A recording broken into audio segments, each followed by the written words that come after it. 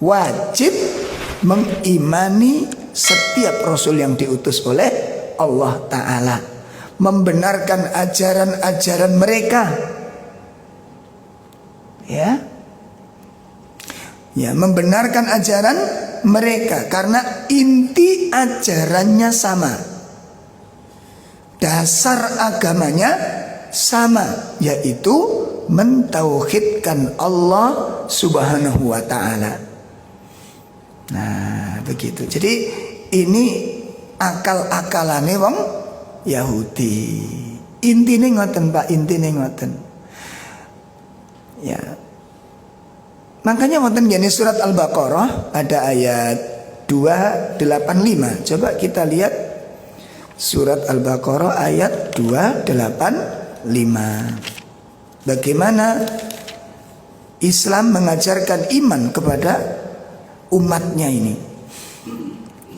Amanar rasulu bima unzila ilaihi min rabbihi wal mu'minun kullun amana billahi wa malaikatihi wa kutubihi wa rusulihi la nufarriqu baina ahadin min rusulihi wa qalu sami'na wa ata'na ghufranaka rabbana wa ilaikal masir.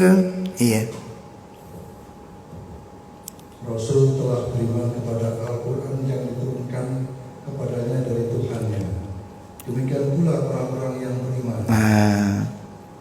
Semuanya beriman kepada Allah, beriman kepada malaikat-malaikatnya, kitab-kitabnya dan rasul-rasulnya. Mereka mengatakan, kami tidak membeda-bedakan antara seseorang dengan yang lain dari rasul-rasulnya. Dan mereka mengatakan, kami dengar dan kami taat. Mereka berdoa, ampunilah kami ya Tuhan, kami dan kepada Engkau tempat kembali. Insyaallah. Ini syariat Islam mengajarkan kepada umatnya demikian. Kita diperintahkan untuk mengimani semua nabi.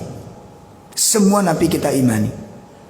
Ya, nabi-nabi yang tertulis di dalam Al-Qur'an. Ya, kita imani nabi-nabi tersebut. Dan kita juga diperintahkan, bukan cuma diperintah, diwajibkan. Berarti kan bukan cuma diperintahkan, tapi apa? Diwajibkan untuk beriman kepada semua kitab.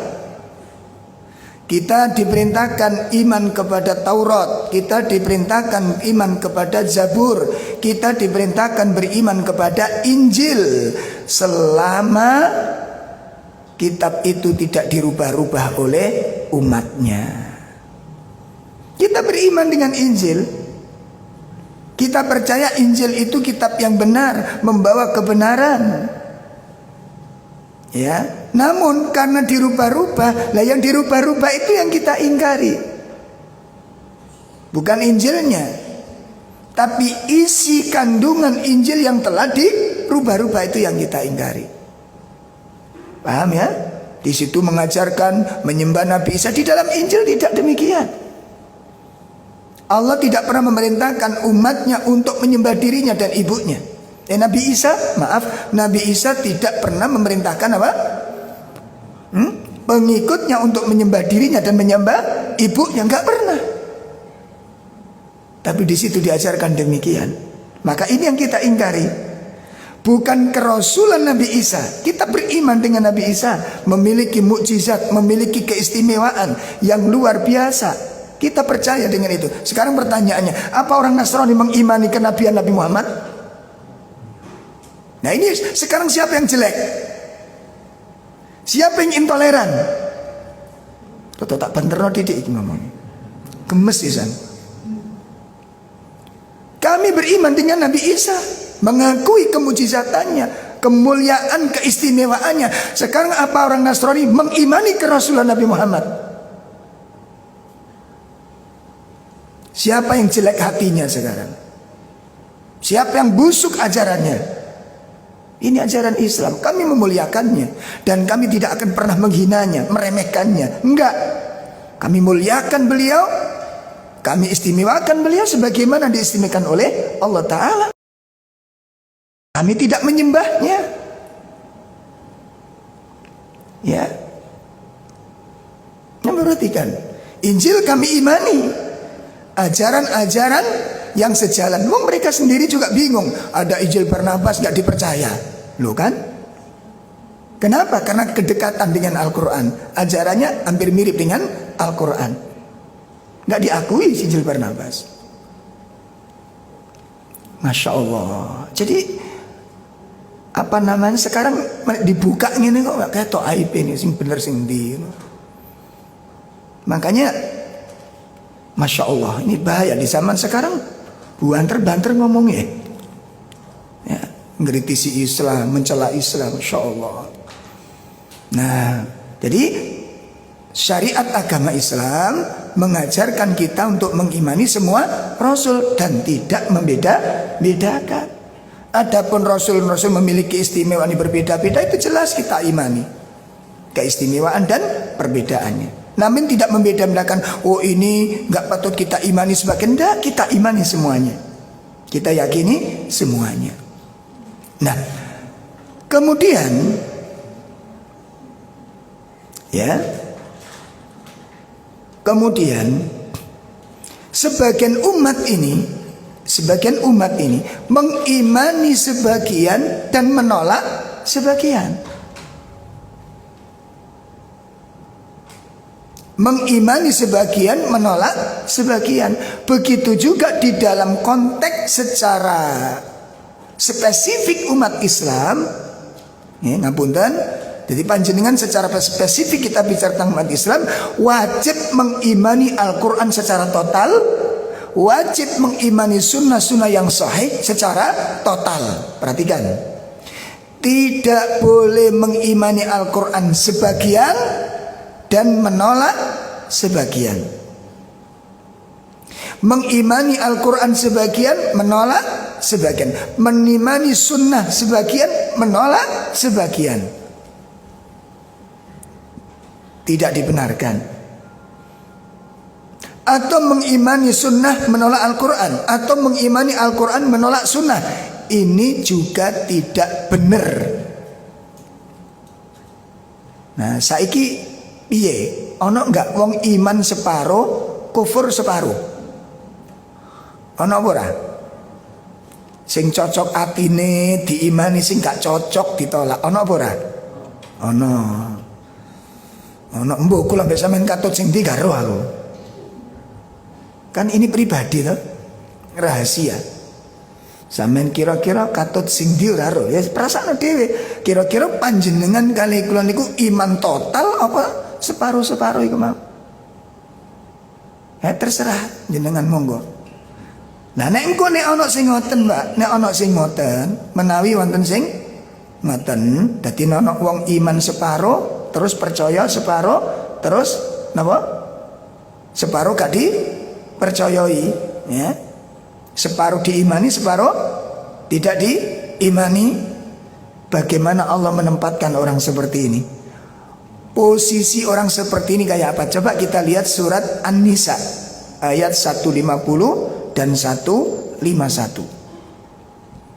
Status orang beriman dengan sebagian dan mengingkari sebagian.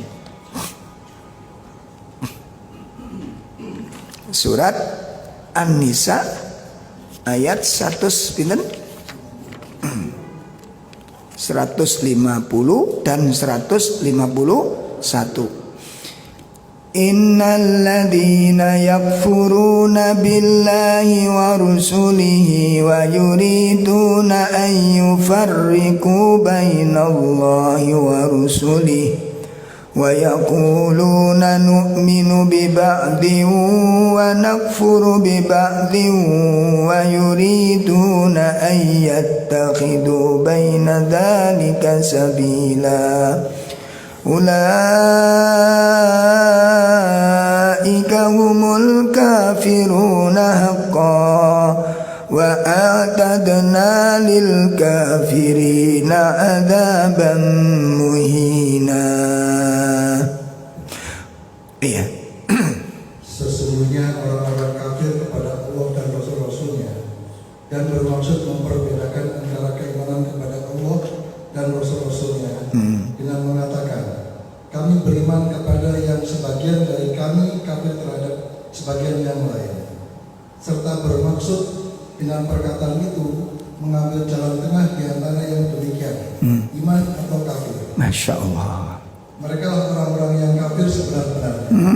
Kami telah menyediakan untuk orang-orang yang kafir itu siksaan yang membinakan. Masya Allah. Ini status gak boleh kita. Ya, kafir sebagian, kufur. Nek utus setengah badan ora apa-apa, Pak. Nek iman setengah badan mboten angsa.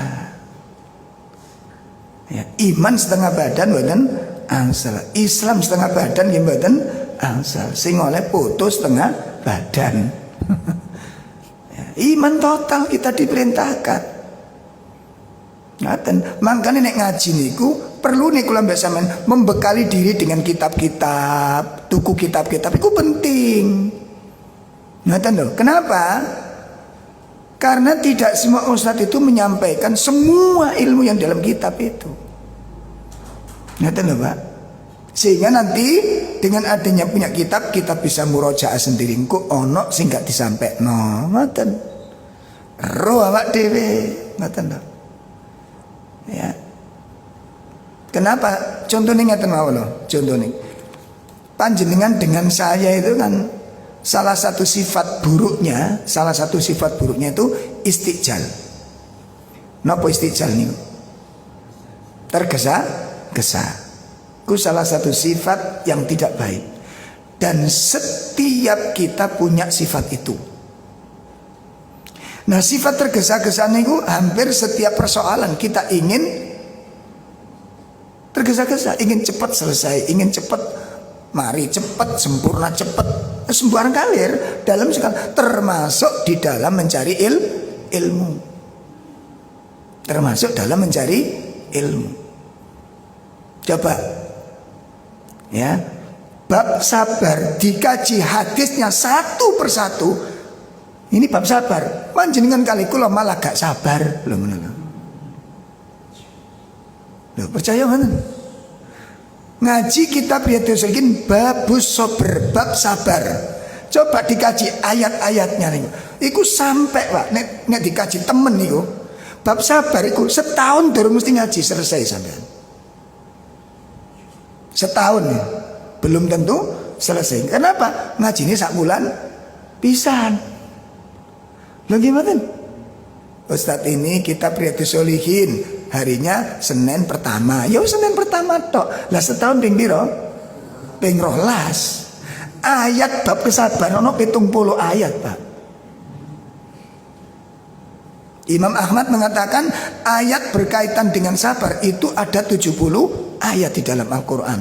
Nek 70 ayat, sa ayat iku satu pertemuan berarti 70 bulan. Iku ayat tok durung hadise. Ayo sepakat dipelajari ayo. Lah gak sabar sampean. Padahal ngajine bab sabar lho ngono. Hasile gak sabar lho ngono. Pun paham ini? Itu tak dudukne cek jelas ini lho. Bab sabar iku ono 70 bab sabar.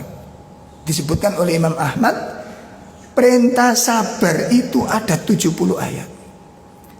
Nah satu ayat pun belum tentu selesai. Oh, saya ngaji di Malang satu ayat surat Al-Imran ayat 3 itu nek dikaji dilucuti Pak, dioncai tenan. Satu ayat itu bisa 3 bulan. Satu ayat itu.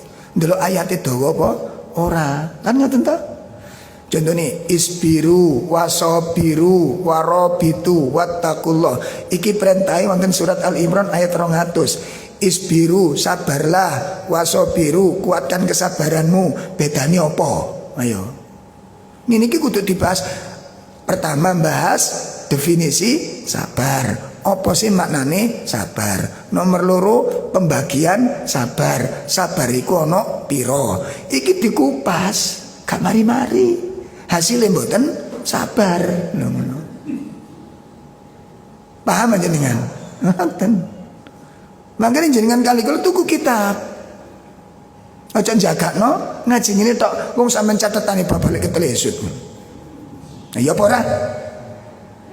Disimpen di HP dihapus. Kenapa? Lemot. Kata alasan apa maneh? Tuku kitab, tuku kitab pokoke, tuku kitab. Sampeyan kali kula niku aja soge donyane. Soge agamane ngono lho. Pondok pokoke gak ditukokne omahe peralatan nih.